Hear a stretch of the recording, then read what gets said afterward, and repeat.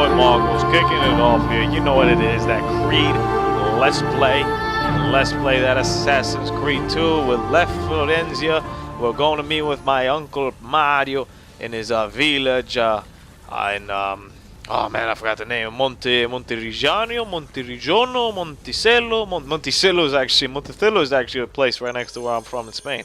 Ironically, which might have some property over there. I don't remember exactly. I gotta double check on that. Double check on my property that I got out in the motherland over here.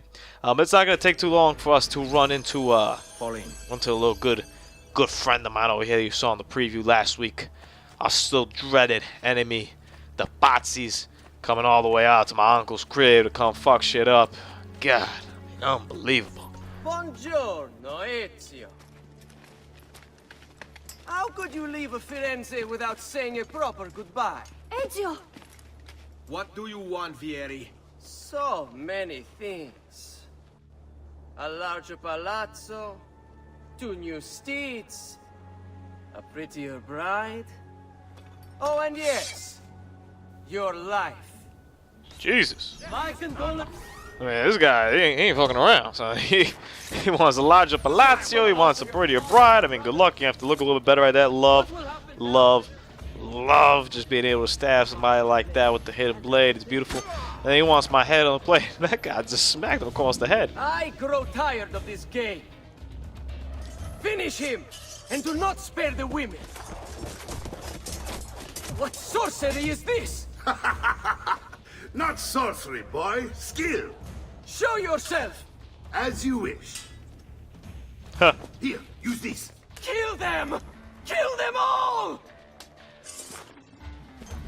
There you go. Uncle Mario ain't no joke, son. You best run, boy. You best run. You don't want to mess around with me. Defend your family. I mean, you want to talk about an objective ever in your life? You talk about defend your family. And how about an introduction? I found this very simple introduction. I thought, I was going to escape Firenze. We got all the wanted posters down. We got a notoriety down. We managed to get out there with the family. I thought we were just going to roll up over here, talk about Mario, break down what the next facet of the game is, what the game plan is right now that I'm an assassin, see if he knew anything about what my dad was doing. All that good stuff. And before I even get a chance to progress in the game, I'm already attacked by somebody from Firenze. Ready to let you know. I mean, it's all, when you play a game, and you don't notice it the first time, or maybe even the second time when you're doing it. And unless you really think about how a game is developed, you wouldn't notice the amount of foreshadowing going on to the game. You have my thanks. Keep the sword, Ezio. Do I know you from somewhere? Don't you recognize me? It's me, Mario. Very cute touch right there. It's been too long, Nipote.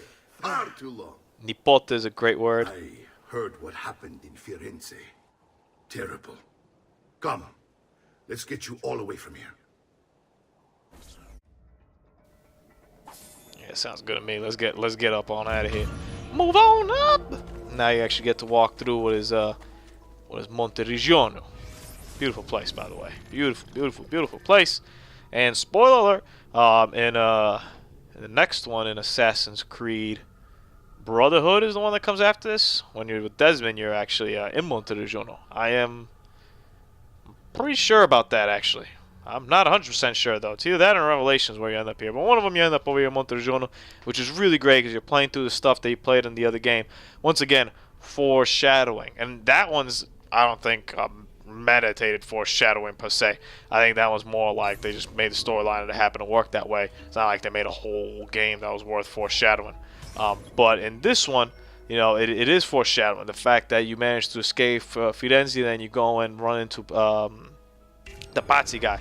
It's letting you know that you're not going to escape what happened. That what happened is going to be hugely important to everything you do in your game and consequential to the last precise moment of the game and instrumental as to what you're doing.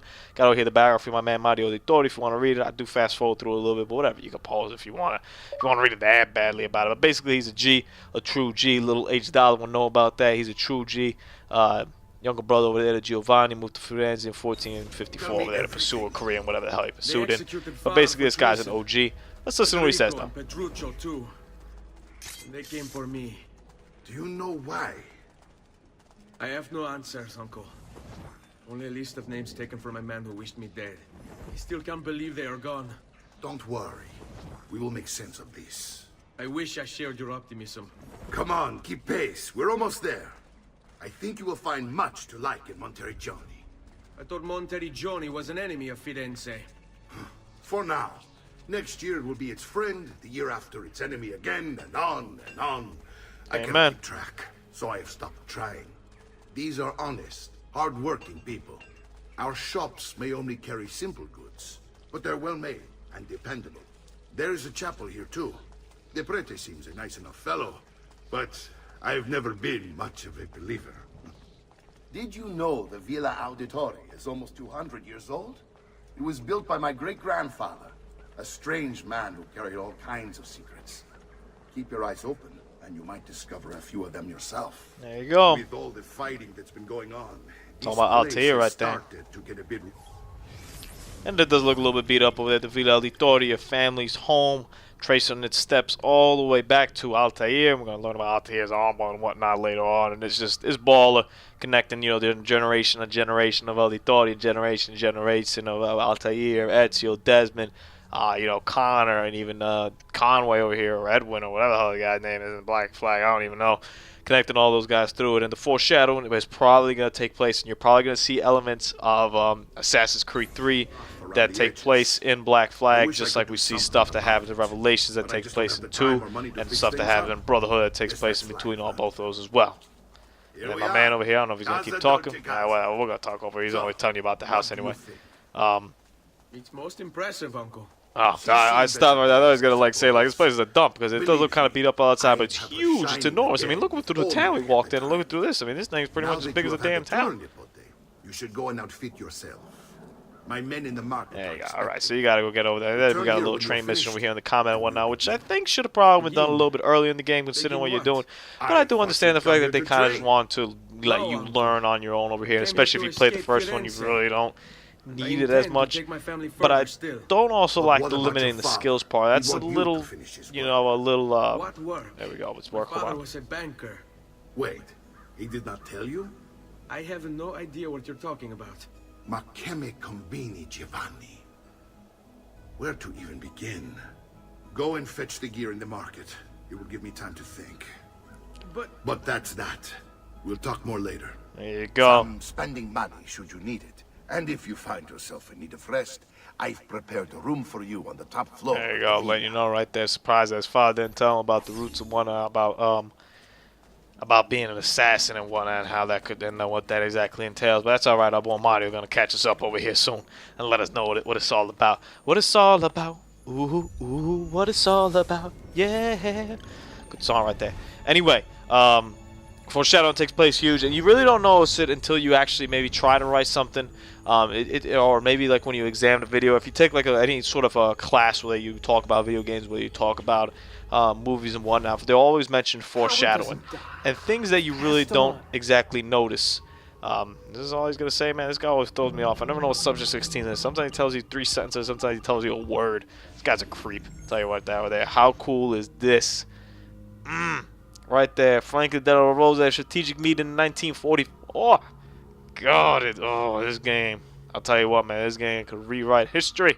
And some of the things it does, it talks about it, and done did it. I think over here you have to find like a golden piece or whatever.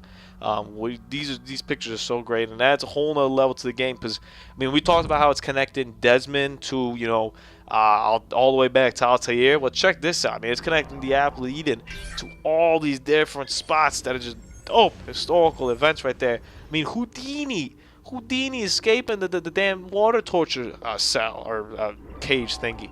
How nuts is that? And there just happens to be an apple of Eden or a piece of Eden chilling right there. My man Gandhi. Shout outs to Gandhi, homie, during this damn march over here. Shout outs to my homie Gandhi. No wonder he ain't need a ear. He had that piece of Eden, dog. Gandhi, what up, bro? Gandhi's a cool dude, man. I might get a Gandhi. Well, actually, no, I won't get a Gandhi poster because he's kind of hungry. That wouldn't really work out too well for me. But shout out to my man Gandhi, though. He's the real deal right there. Anyway, back to the foreshadowing part. You'll notice how crucial it is to storytelling, to foreshadow it, because it prepares your audience to what's going to come without them even knowing it. I mean, it's one of the simplest ways to let them know, like, yo, bro, listen, listen. What you heard is what you hear, and listen is what you hear, and listen. It's basically, you know, you're smacking them across the head. When you're teaching somebody, for example, or even in comedy, they always tell you that the best jokes hit you 3 different times. So it hits you 3 different ways without you even realizing it. Same thing when you're studying, you want to go to class, and then maybe you want to write it down, and then maybe you want to talk about it. 3 different ways kind of works in the same thing. Well, foreshadowing's the same way. You kind of want to let the audience know that, hey, this is going to happen. Hey, this is going to happen. And then it happens. Because by the 3rd time, you're like, oh, shit. And sometimes you'll click in and you'll watch it. I mean, for example, let's talk about Shutter Island. If you haven't seen the movie, it's a great movie. You should go watch it. But Shutter Island basically plays as a movie, and then at the end it flips a script on you. Not going to spoil too much, but it flips a script on you. And throughout the movie, you don't think about that. You're not finding that out. I mean, maybe if you read the book, I guess you might know something, but you're not really finding out throughout the movie until it flips the script on you, and then you go and look at everything. And the whole movie was basically a foreshadow. It was a foreshadow of what was going to come and how it was going to flip the script on you. You wouldn't know when watching it, but they set it up that way. Same as this game. Just that simple notion that, you know, you escape through that and say, okay, you think you left this behind and now you're going to be able to plot your revenge over here. You're going to the villa. No. Patsy's already over there. It's letting you know that these guys are after your ass just as much as you're after their ass. No homo. So it is crucial to get that dynamic started really early in this game. They give you the dynamic of vengeance. We're going after the people that killed your father. You're going to hear that all the time, even though towards the end it kind of starts dying down here a little bit. Ezio's doing it more for the assassins, doing it more for the code and whatnot. But over here, it's all about revenge for your father. And it's all about bringing over the notion that just as you're trying to get revenge on your father, you're digging yourself deeper into the world of an assassin. You're becoming to understand what being an assassin means, and that also means that the Templars are going to come after your ass. Connecting yourself more into what Altair did, connecting yourself more into what Desmond's doing. We're only staying here for It's a crazy. little while. I don't like it here. I want to go home. Alright, come on, girl. I mean, I smack her right upside the head right there. You want to go home? You just see what happened at home? They hung our family, son, at home. I would not want to. I never want to go back there. Man, I got jumped once at New, and I never wanted to go back there. Like, how are you gonna go? They just. C'est très difficile avec les femmes. C'est une situation. I don't even know if that's French anymore. We'll digress over there. Plus, I don't gotta speak French in a damn Italian video game anyway. Makes no sense right here. These are cool. You put a little statuettes over here, you know, Roman statuettes that you find throughout the city, which I actually do track down over here in the walkthrough. I don't think I do it today. I'm almost pretty sure I don't do it today. I think I might do it though, maybe in the next episode already, which I never did. You get a little achievement for, and for some reason I never quite found them. And this time I found them pretty easily. So that's all right over there. Let's talk to Mario though.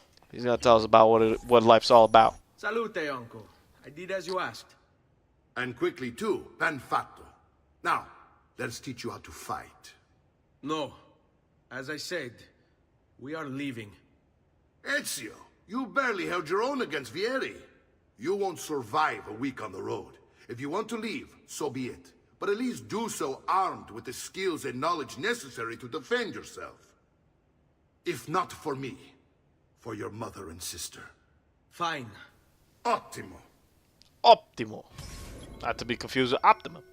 Optimum Online. Cablevision provider right there. Shout outs to Cablevision. Shout outs to Optimum. Good folks over there. So here's basically a tutorial where they give you where you fight these guys, which is cool. It's cool that they pin you over here, and I kind of understand why you can't do it beforehand. I mean, why would he be learning how to fight? If not just for sport, maybe, you know, he'd be able to learn about that. But this is cool. No use dancing around it, I suppose. Your father was an assassin, Ezio. I told you before.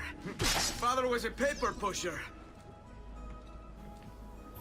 There we go. And here they're going to talk over through what we're doing. So I'll be quiet whenever he says something relatively important to the actual storyline over here. But yeah, he's dropping knowledge over here. Talk of assassins and Templars. It reeks of fantasy. Like something from an old parchment covered in arcane writing, perhaps? How did you know? You have your father's blade.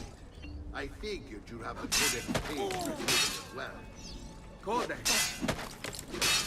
See, a guide to the inner workings of the Order, its origin, purpose, and techniques. Our creed, if you will. Your father believed the codex contained a powerful secret. Something that would change the world. Hai paura. Perhaps it's why Che we c'è? for him. Aspetta. Man, how about that, huh? You're making Old fine parchments that could progress, change the Ezio. world. Today I'm going to teach you how to position yourself in battle. I always find Where this you kind of stand strange, though, and how you move. days They passed, control the elapsed distance. between you and the fight, and how, it made it. It's not the Don't very think smoothest I of haven't transitions. seen you picking apart my library. I trust you believe me now? Yes, my father was an assassin. But why the need for such secrecy? Are you familiar with the Templars? One of several knightly orders formed during the Crusades. History teaches they were disbanded nearly 200 years ago in France. Only they weren't. They were merely pushed underground, where they continued their nefarious work. What work? The Templars seek dominion over man, and we, the assassins, are sworn to stand against them. Was Uberto one of them? Yes. And the other names on my father's list?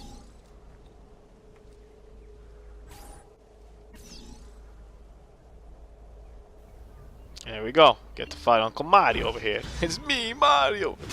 So I mean, it's laying you down over there the basics of what the Templars are. The fight and the struggle between the assassins. And it's one of those things that they did dabble a little bit in 3 on whether who's really right here, the assassins or the Templars. I mean, when you go and look at it, I think the assassins are always portrayed more as a noble thief kind of guy.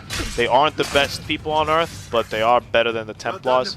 And the Templars are just, kind of aristocratic, rich punks. For all you have given me. Your family. Such is my duty and my desire. I'm glad you had me stay. Good. You've reconsidered leaving.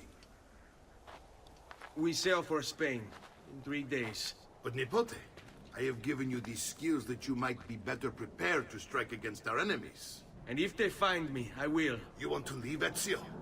To throw away everything your father fought and died for? To deny your heritage?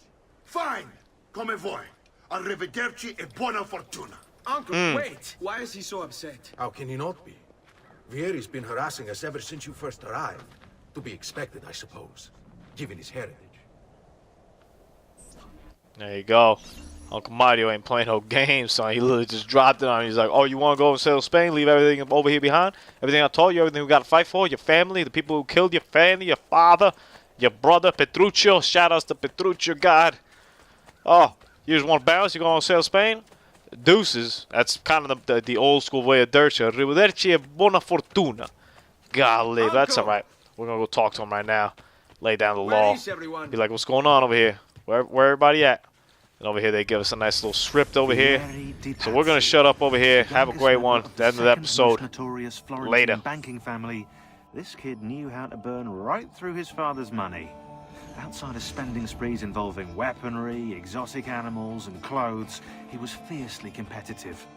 Vieri hosted races of all kinds: boating, horseback riding, running. All of them rigged, of course. And get this, if through some amazing stroke of luck he ever lost, he'd invite the winner's entire family over for a victory dinner and serve them a meal to die for.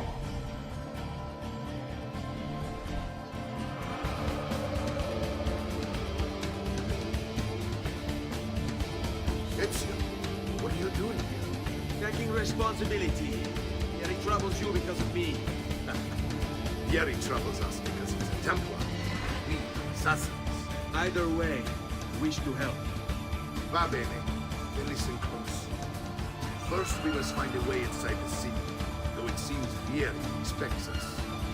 He has sealed the gates and sent his men to guard them.